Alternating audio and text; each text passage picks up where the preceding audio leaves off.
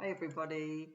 Today I want to talk about a topic that comes up all the time for me, and that is, what does your support worker actually bring to your life? Because there's a big difference between someone who just shows up for a shift and someone who genuinely adds value. So more specifically, what does a support worker actually bring to the table for you or for the person that you support? I've worked in this industry for a long time, and I've also experienced it personally. As I've mentioned before, I have an adult son with autism, and I can tell you there is a huge difference between a support worker who just shows up and one who genuinely adds value. Um, adds value to the person that they're supporting, but also their family. So I want to ask you a few questions, and this is something you can have a think about.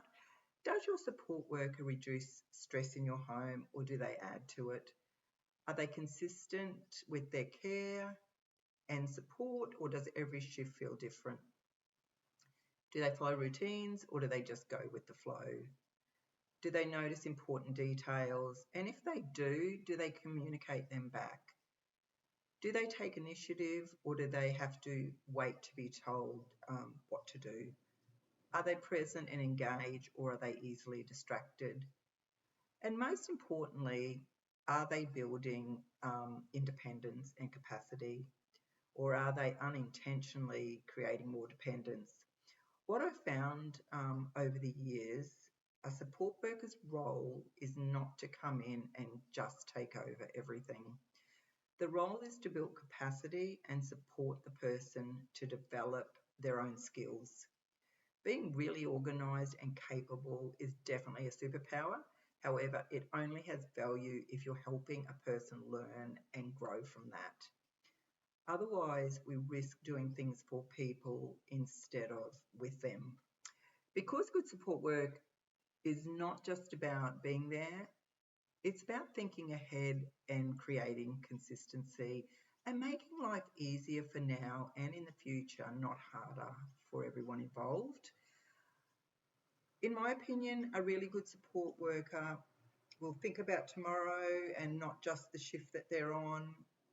They'll prepare things in advance. They'll be proactive and bring ideas in. They'll follow routines and keep things consistent. And they'll communicate clearly with families and their teams.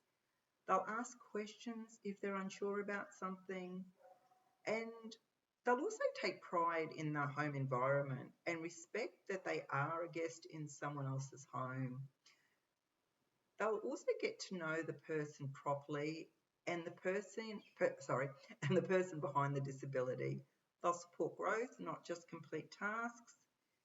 And good support workers don't just fill in time, they actually improve the quality of life. And here's the thing. Support workers are not working in isolation. They are part of a team, and that team includes the family and other people involved in that person's life. So it's not just about supporting the person, it's about supporting the whole environment around them. When support is done well, it gives families breathing room, it reduces overwhelm, it creates stability, and it allows carers to step back. We can step back knowing things are being handled, and believe me, this is huge. So, as an older mum, having support from my son that I can trust and know that that someone values him and will invest in him and work beside him, not doing everything for him, is truly invaluable to me. But when support isn't consistent or when workers are disengaged, I think families notice this, straight away. They don't feel supported and they don't feel valued. And this is something I do say often, and that is you can train skills, that's the easy part, but you can't train a fabulous attitude. At the end of the day, a support worker should make life absolutely manageable and definitely more stable, and and bring a sense of independence, not just filling in time. Both the person, excuse me, and their family should feel valued. They should feel supported, and they should feel heard. Because this right support worker doesn't just show up; they change the quality of somebody's life. And this is actually what I do in my work. I help families put the right supports in place when things aren't working for them. So if you're in that position, you certainly aren't alone. I know that both professionally and in my own private life. And if you're a family watching this, it's okay to ask your support these questions. And if you're a support worker, don't underestimate the impact you can have on someone's life. Thank you for watching, and as usual, if this has been helpful, please like and subscribe. It really helps this channel to grow. Also, take care and stay safe, and I will see you in the next video.